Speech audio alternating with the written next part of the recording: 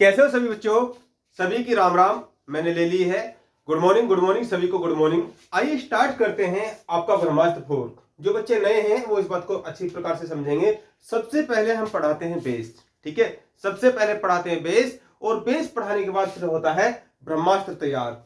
ये ब्रह्मास्त्र क्या है? जैसे लगभग हार्ट की जो क्लास है वो 3 से 4 दिन आपकी चली है, और अब पूरी क्लास आधे पेज में समेट ली गई है। अब इस आधे पेज को भी मैं आपका तैयार कराऊंगा, और उसके बाद किसी भी एग्जाम में बैठ जाओ, हार्ट से संबंधित क्वेश्चन आपका नहीं चपड़ने वाला है, ठीक है। तो ब्रह्मास्त्र 4 डाल लीजिए, ब्रह्मास्त्र 4 डाल लीजिए। इसके बाद आपको मिलता है टेस्ट, इसके बाद आपको टेस्ट मिलता है, और यहां पर जो टेस्ट आपको मिला है, जो टेस्ट मिला है वो मिक्स मिला है, ब्लड और हार्ट से संबंधित। क्योंकि ब्लड और हार्ट और इसके जो दो पाइप होते हैं, इन तीनों का मिक्सचर जो होता है वो रक्त परिसंचरण तंत्र कहलाता है। पूरा जो सिस्टम है वो रक्त परिसंचरण तंत्र कहलाता है। तो इसमें 3 बातें आती हैं, एक तो ब्लड, और एक क्या है हार्ट, और एक होता है वो पाइप, धमनी और सिरा, ठीक है। तो तीनों को हमने पढ़ा दिया था, और तीनों का क्या है मिक्स रूप में आपको टेस्ट दे दिया था। बच्चों का अच्छा स्कोर आया है। मेरा स्वास्थ्य खराब होने की वजह से वो क्या हमने जो ये ब्रह्मास्त्र 4 है वो आपको पहले नहीं दिया था, ठीक है। तो ब्रह्मास्त्र 4 करिए। सबसे पहले ब्रह्मास्त्र 4 जो है, जो ब्रह्मास्त्र 4 है, इसमें सबसे पहला टॉपिक जो हमने आपको कराया था, फर्स्ट टॉपिक, वो क्या कराया था?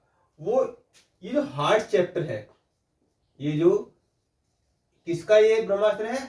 हार्ट का। तो हार्ट जो है, हार्ट एक पंप की भांति व्यवहार करता है। किसकी भांति? एक पंप की भांति,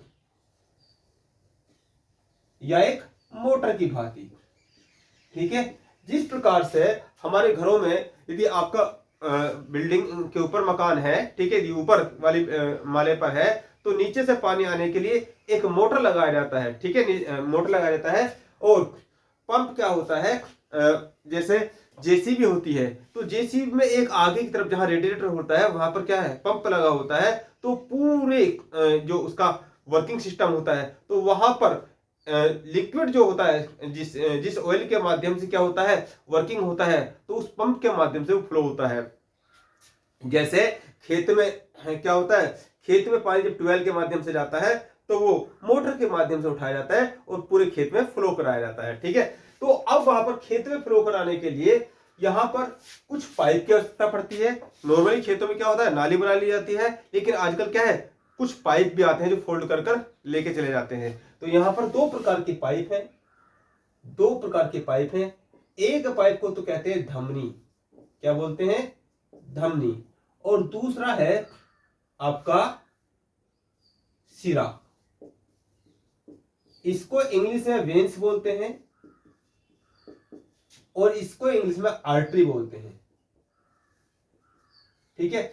यहां पर क्या होता है, शुद्ध ब्लड होता है। शुद्ध ब्लड किसको बोलते हैं? ऑक्सीजन सहित ब्लड को। किसको? जिसमें ऑक्सीजन होती है। यहां पर अशुद्ध ब्लड होता है जिसमें ऑक्सीजन नहीं होती, ठीक है। और जब इनके आगे पल्मोनरी लग जाएगा, यदि पल्मोनरी धमनी है, यदि पल्मोनरी धमनी है तो वहां पर अशुद्ध रक्त होगा। यदि पल्मोनरी सिरा है तो वहां पर क्या है, वहां पर शुद्ध रक्त होगा, ठीक है। वैसे क्या होता है अशुद्ध। तो पहला पॉइंट तो हमने आपको ये कराया था, ठीक है।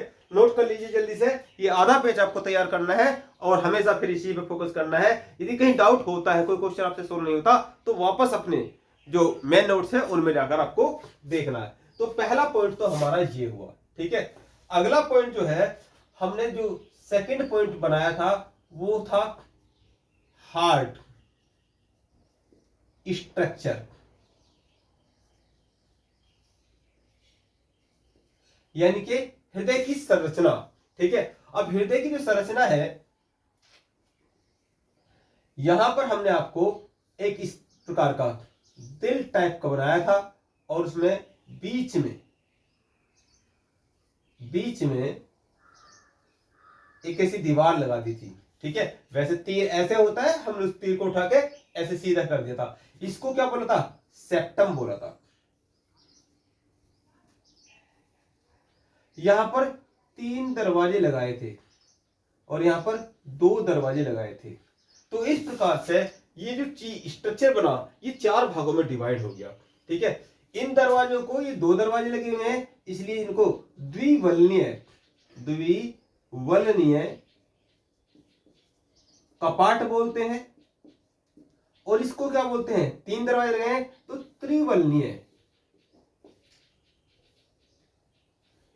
त्रिवलनीय कपाट है। इंग्लिश में बाइकुस्पिड वाल्व और ट्राइकुस्पिड वाल्व। वाल्व क्या होता है, वाल्व क्या होता है इस बात को समझना आपको। जैसे बतासे की कील होती है, जैसे बतासे की कील होती है, इस प्रकार से वाल्व होता है। आपने पहले देखा होगा जो नल वाला आता है, जब नल चलना बंद हो जाता है तो इसी प्रकार की एक वाल्व निकालता है। ठीक है, वो कांटा डाल के ऐसे निकालता है।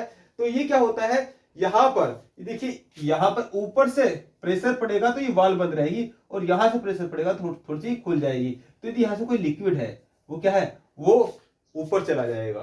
ठीक है, तो इसी प्रकार से जो गंदा खून होता है वो इन वाल्व के माध्यम से नीचे आ जाता है। इनको नाम क्या दिया था, राइट एट्रियम। इसको नाम दिया था राइट एट्रियम, इसको दिया था लेफ्ट एट्रियम। ऊपर के भाग को अलिंद कहते हैं, ऊपर के भाग को अलिंद कहते हैं, नीचे के भाग को वेंट्रिकल कहते हैं, यानी कि निलय कहते हैं। ये राइट हो गया और ये क्या हो गया, ये लेफ्ट हो गया।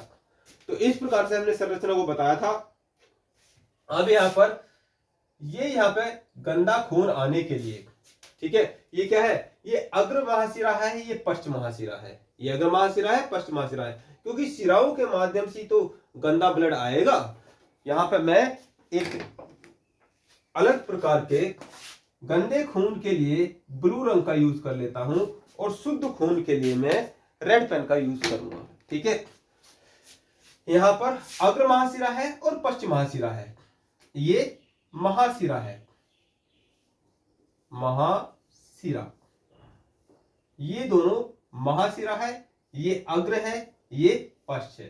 ठीक है, और यहां पर होता क्या है, फेफड़ा। ठीक है, इसका यूज अभी हुआ। तो यहां पर एक पाइप लगा होता है, यहां पर एक पाइप लगा होता है, जिसको बोलते हैं क्या, जिसको बोलते हैं, क्या बोलेंगे, फुफ्फुस धमनी। अब यदि फुफ्फुस लग गया है, इसको क्या बोलेंगे, फुफ्फुस,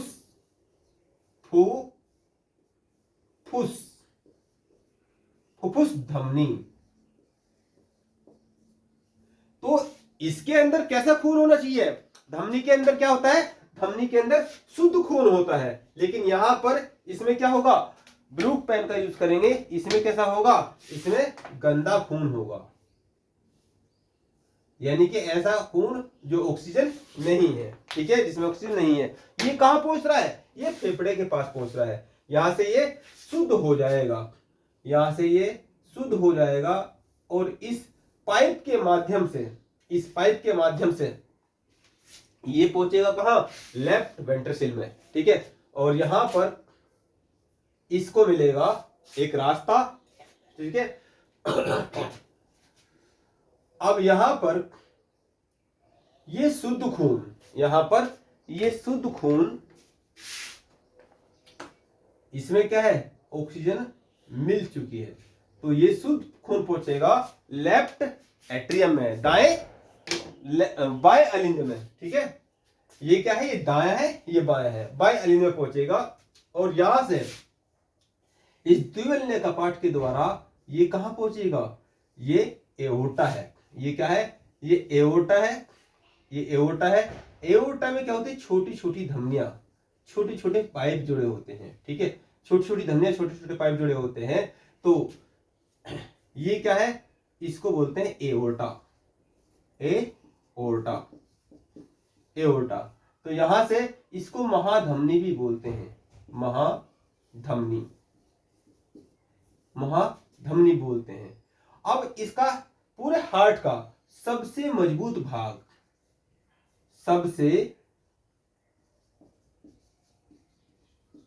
सबसे मजबूत भाग,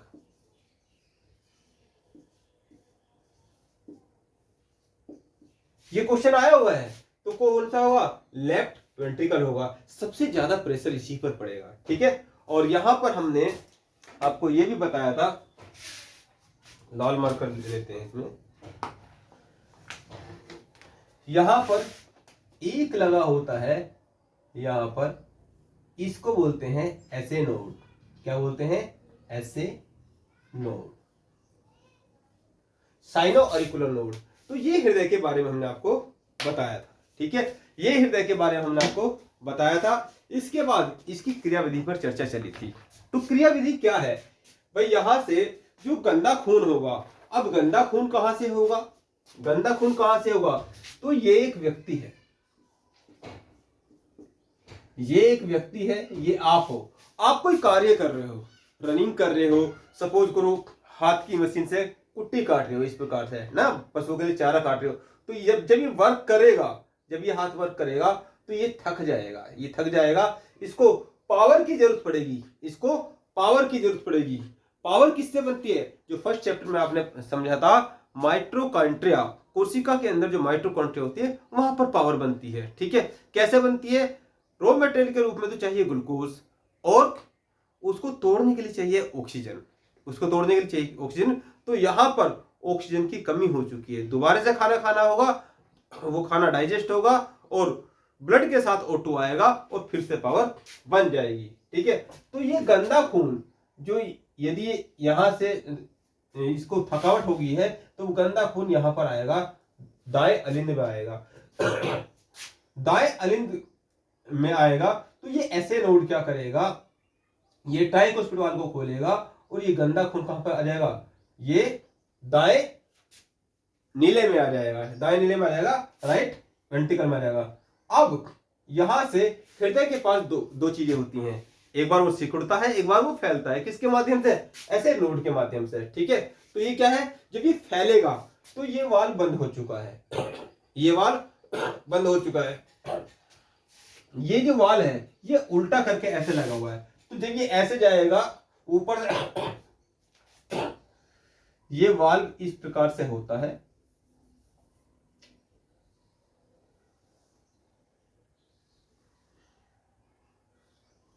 इस प्रकार से, इसी को और अच्छी तरीके से बनाया है, इस प्रकार से होता है। तो यहां पर जैसे प्रेशर पड़ेगा तो ये वाल्व खुल जाएगा, ये वाल्व खुल गया। अब जब यहां पे ये फैल रहा है, हृदय फैल रहा है, तो ये वाल्व बंद हो जाएगा, इस गंदे ब्लड को निकलने का कहीं मार्ग नहीं मिलने का। तो ये कहां पहुंचेगा? ये इस पाइप में पहुंचेगा, किसमें? फुफ्फुस धमनी में पहुंचेगा। फुफ्फुस धमनी के माध्यम से कहां पहुंचेगा? ये फेफड़ों के पास पहुंचेगा। फेफड़ों किससे कनेक्ट है? ये नोस्ट्रल कैविटी से कनेक्ट है।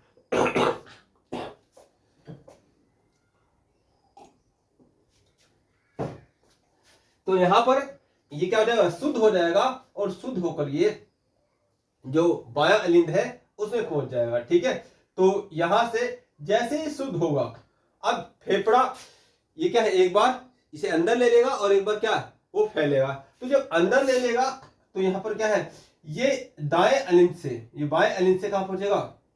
ये लेफ्ट अलिंद से कहां पहुंचेगा? वेंट्रिकल में। और जब ये वेंट्रिकल फिर से फैलेगा, फेफड़ा फिर से फैलेगा, तो ये वाल्व बंद हो जाएगा। तो ये शुद्ध खून, ये शुद्ध खून कहां पहुंचेगा? ये शुद्ध खून एओर्टा में जाएगा। कहां जाएगा? एओर्टा। और एओर्टा के माध्यम से ये छोटी छोटी धमनियों में चला जाएगा, छोटी छोटी धमनियों में चला जाएगा। ये थी वर्किंग प्रोसेस ऑफ किसकी? ये हृदय की वर्किंग प्रोसेस थी। तो इतना हमने आपको बताया था। ठीक है, ये बात क्लियर होने के पश्चात अगला जो पॉइंट लिया था, अगला पॉइंट हमने लिया है ब्लड प्रेशर। तो यहीं पर क्या है, इस पाइप में क्या आ जाएगा? प्रेशर आ जाएगा, जब छोटी छोटी इनमें जाएगा। तो यहां पे अगला पॉइंट बना लीजिए, इसको रफ कर देते हैं। अगला पॉइंट, तीसरा पॉइंट क्या ध्यान रखना है आपको? बीपी का ध्यान रखना है। किसका? बीपी का, ब्लड प्रेशर। ब्लड प्रेशर को ध्यान रखना है। ब्लड प्रेशर दो प्रकार का बताया था आपको, ब्लड प्रेशर दो प्रकार का बताया था। एक क्या है? सिस्टोलिक प्रेशर, और एक है डायस्टोलिक प्रेशर।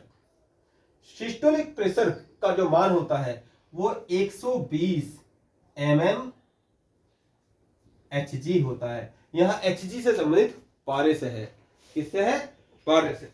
और डायस्टोलिक प्रेशर का जो मान होता है वो 80 Hg होता है, 80 mmHg होता है। फाइनल इसका जो होता है, जो रिपोर्ट आती है वो 120/80 mmHg होगी। ठीक है, इसको किससे मापा जाता है? तो कंफ्यूज नहीं होना है, जो ब्लड प्रेशर है, जो ब्लड प्रेशर है तो वो किससे मापा जाएगा? वो स्फेग्नोमैनोमीटर से मापा जाएगा। किससे? ब्लड प्रेशर स्फेग्नोमैनोमीटर से। किससे मापा जाएगा? ये स्फेग्नोमैनोमीटर,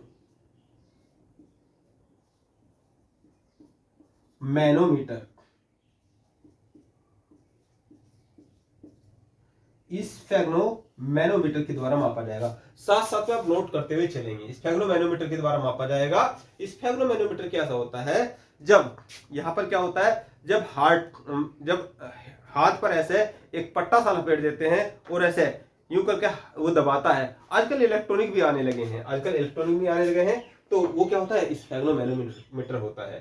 तो ये बात रही ब्लड प्रेशर की। ठीक है, यहीं पर अगला जो पॉइंट है, जो चौथा पॉइंट आपको ध्यान रखना है, वो क्या है? वो है पल्स रेट। पल्स रेट, नाड़ी दाब बोलते हैं, नाड़ी दाब बोलते हैं।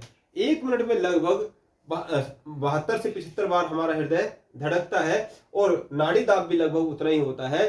तो ये क्या होता है? सिस्टोलिक प्रेशर और डायस्टोलिक प्रेशर के अंतर को क्या बोलते हैं? नाड़ी दाब बोलते हैं। जब वैद क्या होता है, पुराने जमाने में इतने सभी मीटर वगैरह नहीं होते थे, तो वैद क्या होता था, यहां से ऐसे पकड़कर ऐसे ये कलाई की धमनी से या जबड़े के नीचे से इस प्रकार से आपकी बीमारी का, आपके धड़कनों का पता लगाता था। तो क्या है?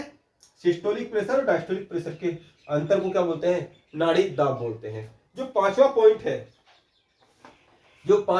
है, पांचवें पॉइंट पे हमने चर्चा करी थी ऐसे नोड के विषय में, ठीक है, ऐसे नोड। तो ऐसे नोड क्या होता है? साइनो ऑरिकुलर नोड होता है। क्या होता है? साइनो ऑरिकुलर नोड होता है। हृदय की धड़कनों की शुरुआत करना, ठीक है, वाल्वों को खोलना, इसके जो फैलाव और संकुचन की क्रिया होती है वो सब करना किसका काम होता है? ऐसे नोड का कार्य होता है। जब कभी आपकी धड़कनों में अनियमितता पाई जाती है तो एक बैटरी युक्त पेसमेकर लगा दिया जाता है, जो कि ऐसे नोड की ही भांति कार्य करता है। तो ये काम किसका है? डॉक्टर का काम है। तो ये बात बताई थी ऐसे नोड के विषय में। ठीक है, तो यहां से जो छठा पॉइंट हमने आपके लिए बनाया है, वो ये चैप्टर यहां पर समाप्त हो गया है। यानी कि 5 पॉइंट मुख्य रूप से थे और यहाँ पर कुछ फैक्ट नुमा बातें ली हैं। क्या लिया है? कुछ फैक्ट नुमा बातें ली है, तथ्य, जिसमें कॉन्सेप्ट नहीं है, सीधा सीधा याद करने की बातें हैं। तो इसमें हमने एक फॉर्मूला बनाया है, क्या? के क्यूब। क्या बनाया है? के cube V H S A. ठीक है, तो यहां पर जो के है, जो पहला के है, उसका मतलब क्या है? उसका मतलब कैथ लैब से है। किससे? कैथ लैब से। तो कैथ लैब के विषय में मैंने बताया था कि हार्ट से संबंधित जो प्रक्रिया होती हैं वो उसका क्या है? कैथ लैब से संबंधित होता है। वो सारे प्रोसेस कहाँ होते हैं? कैथ लैब में होते हैं। ठीक, तो कैथ लैब क्या है? वो हार्ट से संबंधित है। और अगला जो के है, अगला के क्या है? अगला के है क्रिश्चियन बर्नार्ड। क्रिश्चियन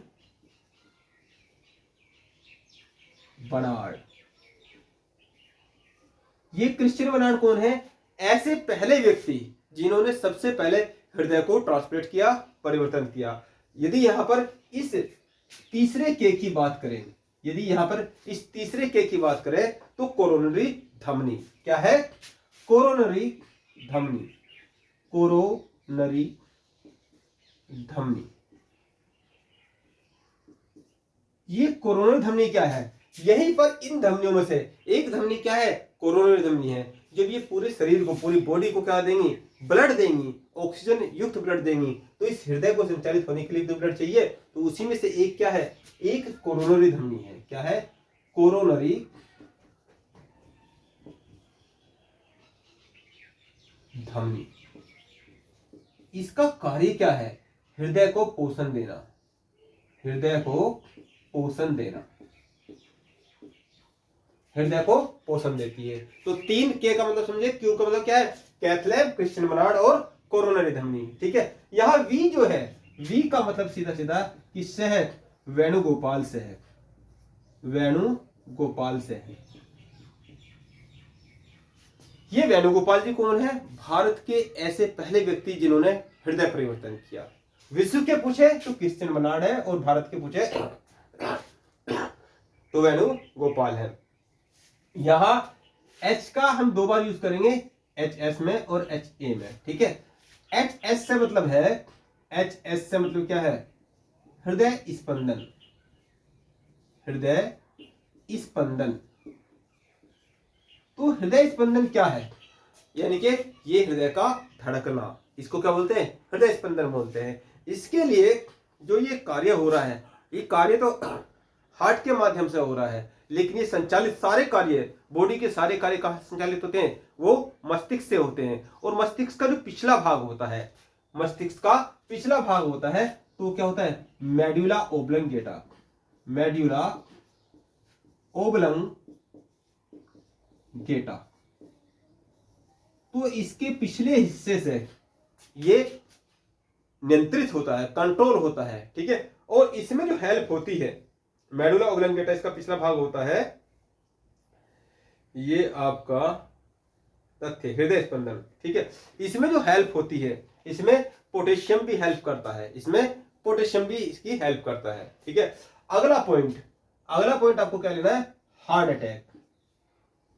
HA का मतलब होता है हार्ट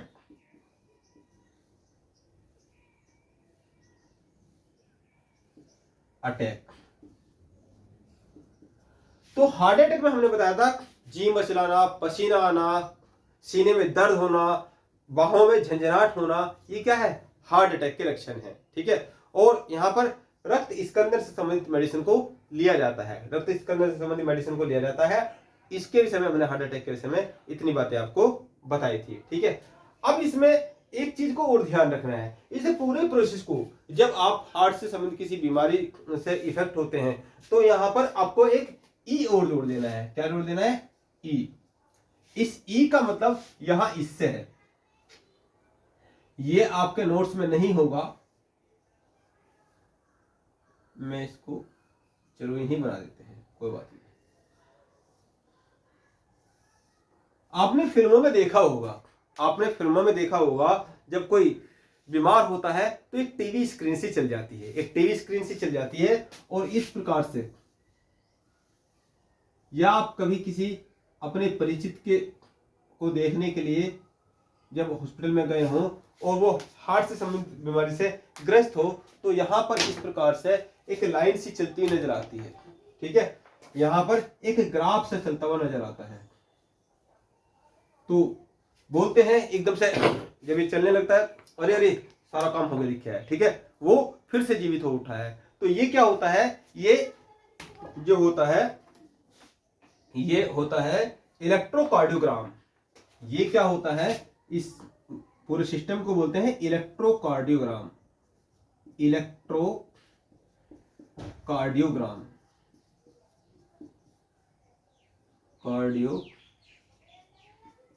कार्डियोग्राम। और ये जो ग्राफ होता है, इसको बोलते हैं इलेक्ट्रोकार्डियोग्राफ। क्या बोलते हैं, इलेक्ट्रोकार्डियोग्राफ। ठीक है, और इस पूरे प्रोसेस को बोलते हैं इलेक्ट्रोकार्डियोग्राफी, इलेक्ट्रोकार्डियोग्राफी बोलते हैं, इलेक्ट्रोकार्डियोग्राफी कार्डियोग्राफी, शॉर्ट में बोलेंगे ECG।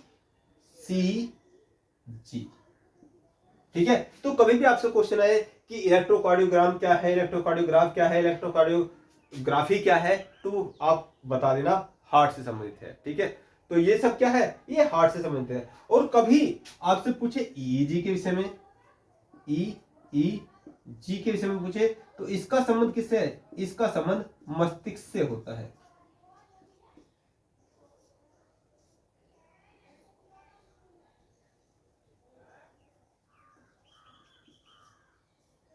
माइंड से, है ना, इसका संबंध माइंड से होता है। जब माइंड पढ़ाएंगे तो इसके विषय में हम बताएंगे। ठीक है, तो EEG का मतलब होता है इलेक्ट्रो लिख लीजिए इलेक्ट्रॉन। EEG का मतलब होता है इलेक्ट्रॉन, ELECTRON, इलेक्ट्रॉन एंसेफलोग्राफी, एंसेफलोग्राफी।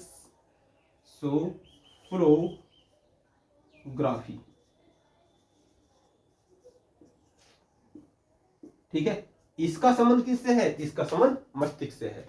तो टोटल जो हमने इसका जो पूरा जो हृदय चैप्टर था, हृदय चैप्टर का पूरा ब्रह्मास्त्र तैयार किया और ये आधे पेज में हमने तैयार कर लिया।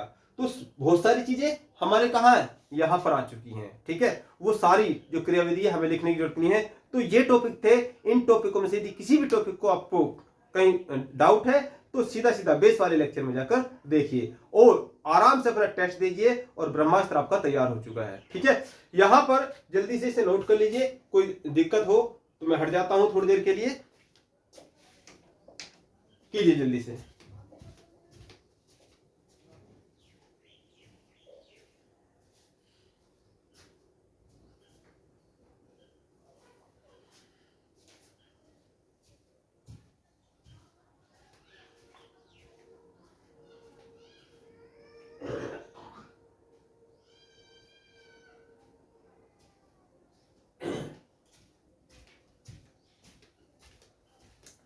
हो गया। अब एक विशेष जानकारी को सुनिए। अगला जो हम चैप्टर स्टार्ट करने वाले हैं, टोटल हमने बताया था आपको 11 चैप्टर हैं। टोटल कितने हैं, सॉरी 11 सब्जेक्ट हैं। 11 सब्जेक्टों को स्टेप बाय स्टेप आपको करना है। अभी अगले चैप्टर को स्टार्ट करने से पहले हम एक छोटा सा स्टेप ले रहे हैं। अगला सब्जेक्ट जो हमें स्टार्ट करना है वो भूगोल स्टार्ट करना है, और भूगोल की ABCD सीखने के लिए आपको ये किताब खरीद लेनी है। ये क्या करनी है, ये किताब खरीद लेनी है। अब आपके जो लेक्चर होंगे स्टेप बाय स्टेप चलेंगे। इस किताब को खरीद कर, ये क्या है, ये ऑक्सफोर्ड एटलस है। ठीक है, ऑक्सफोर्ड एटलस है, और भूगोल की ABCD जानने के लिए इसमें बहुत कुछ है। तो इस किताब को जैसे जैसे मैं कराऊंगा, यदि किताब आपके पास है तो आप क्या है और तेजी से चलेंगे। वैसे यदि आप चाहो तो किताब नहीं भी खरीदना, जब भी काम चल जाएगा, क्योंकि मैं आपको मैपिंग सिखाने वाला हूं। और यदि आपको मैपिंग आती है तो ऐसा कोई सा एग्जाम नहीं है जिसमें आप बैठो और सफलता प्राप्त ना करो। ठीक है, तो कल से स्टार्टिंग करेंगे हम ज्योग्राफी की। किसकी, ज्योग्राफी की। और यहां पर अब ये अल्टरनेट वे में चलेगा आपका जो साइंस है। जैसे ही एक चैप्टर आपका ये समाप्त होगा तो उसके पश्चात क्या है, हम ज्योग्राफी को भी साथ में लेंगे। ठीक है, तो यहां पर धीरे धीरे ये भी चलता रहेगा और ये साइंस भी धीरे धीरे समाप्त हो जाएगा। लेकिन यहाँ पर जो 4 चैप्टर हैं, जो ये समय आपको इसलिए दिया जा रहा है कि जो 4 चैप्टर हैं वो आपकी मुट्ठी में आने चाहिए। जो हमने ब्रह्मास्त्र तैयार किया है वो ब्रह्मास्त्र बिल्कुल आपका यहाँ होना चाहिए। सारे ब्रह्मास्त्र को भी मिक्स करना है। ठीक है, तो मिलते हैं नए लेक्चर में। धन्यवाद।